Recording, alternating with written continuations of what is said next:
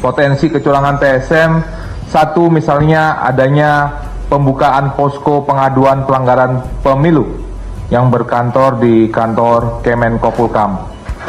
Kami melihat ini berpotensi adanya penyalahgunaan kewenangan atau abuse of power yang dapat menimbulkan konflik kepentingan dalam jabatan sebagai Kemenkopolhukam dalam kepentingan sebagai cawapres. Prof, terkait TKN, Pak Habibur Rahman mau melaporkan 16 kecurangan. Salah satunya ada nama Prof Mahfud yang mau dilaporkan karena Prof Mahfud membuka posko pengaduan terkait kecurangan pemilu. Bodoh itu. Ini gimana, Prof? Bodoh.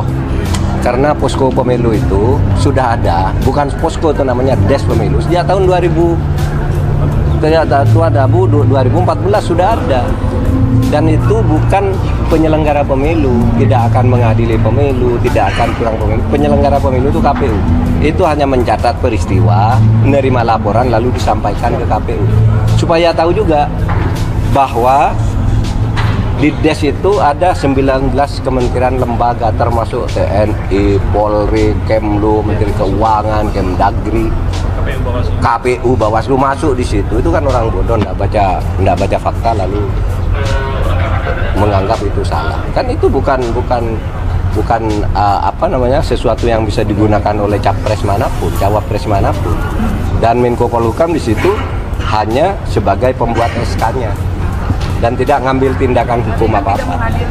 Tapi Prof Mahfud dinilai abuse of power sama. Ya biar aja namanya Habibur Rahman. Habibur Rahman nggak usah didengar. Indonesia tanah air beta, pusaka abadi nan jaya. TKN Prabowo Gibran akan melaporkan Mahfud MD usai membuka pemilu di Kemenkopolhukam. Mahfud MD sebut itu sebagai bodoh. Menurut Mahfud, pemilu itu sudah ada, bukan posko namanya di Kemenkopolhukam, tapi des pemilu sejak 2014 sudah ada sebelumnya. TKN melalui Habibur Rahman menyebut bahwa posko pemilu yang dibuka di Kemenkopolhukam berpotensi menyalahgunakan kewenangannya. Posko itu membuka pengaduan pelanggaran pemilu. Mahfud lagi-lagi mengoreksi bahwa itu bukan posko pemilu, melainkan des pemilu. Des itu disebut bukan bagian dari penyelenggara pemilu. Para petugas pada des koordinasi pemilu hanya mencatat peristiwa, menerima laporan, dan menyampaikannya ke KPU. Des ini tersendiri terdiri dari 19 lembaga termasuk TNI, Polri, Kemlu, Menteri Keuangan, Kemendagri, KPU, dan Bawaslu. Mahfud kemudian menyebut Habibur Rahman bodoh karena tak tahu fakta sesungguhnya.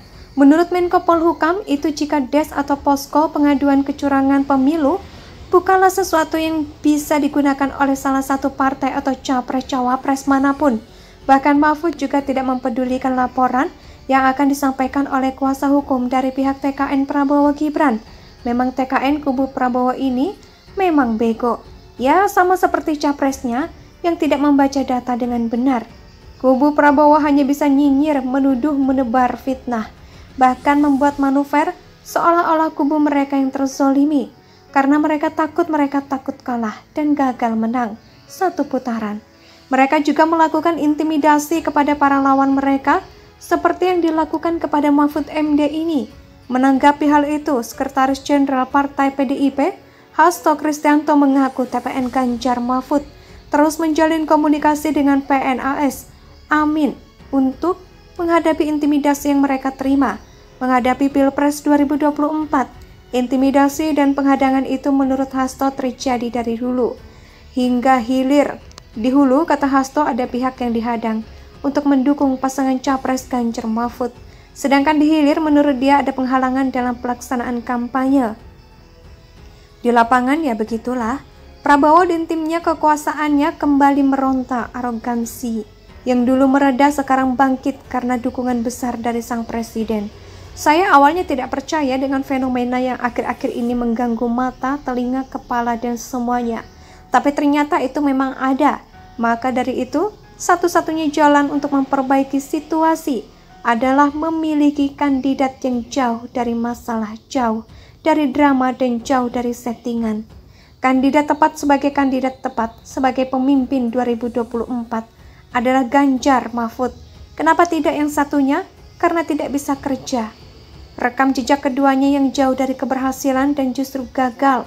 Bahkan keduanya juga bermasalah karena sempat menjadi pasien KPK dan memiliki beban masa lalu yang belum beres. Kita tidak mau keluar dari mulutnya buaya. Kita tidak mau keluar dari mulut buaya, masuk lagi ke mulut buaya lain, makanya pilihannya yang pasti cuma Ganjar Mahfud. Keduanya punya rekam jejak yang tidak lagi diragukan dalam penegakan hukum, pembentukan regulasi, hingga pembuat program yang berhasil. TKN Prabowo Gibran akan melaporkan Mahfud MD usai membuka pemilu di Kemenkopol Hukam. Mahfud MD sebut itu sebagai bodoh. Menurut Mahfud, pemilu itu sudah ada, bukan posko namanya di Kemenkopol Hukam, tapi Des Pemilu sejak 2014 sudah ada sebelumnya. TKN melalui Habibur Rahman menyebut bahwa posko pemilu yang dibuka di Kemenkopol Hukam berpotensi menyalahgunakan kewenangannya. Posko itu membuka pengaduan pelanggaran pemilu. Mahfud lagi-lagi mengoreksi bahwa itu bukan posko pemilu, melainkan Des Pemilu. Des itu disebut bukan bagian dari penyelenggara pemilu. Para petugas pada Des Koordinasi Pemilu hanya mencatat peristiwa, menerima laporan, dan menyampaikannya ke KPU. Des ini terdiri dari 19 lembaga termasuk TNI, Polri, Kemlu, Menteri Keuangan, Kemendagri, KPU, dan Bawaslu. Mahfud kemudian menyebut Habibur Rahman bodoh karena tak tahu fakta sesungguhnya.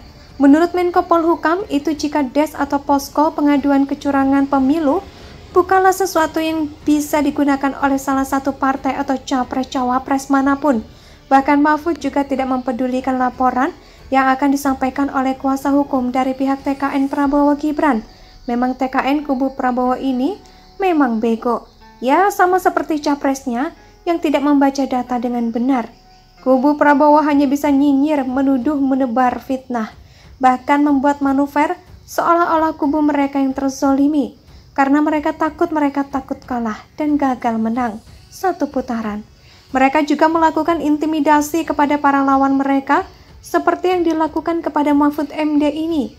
Menanggapi hal itu, Sekretaris Jenderal Partai PDIP, Hasto Kristianto, mengaku TPN Ganjar Mahfud terus menjalin komunikasi dengan PNAS Amin untuk menghadapi intimidasi yang mereka terima menghadapi Pilpres 2024.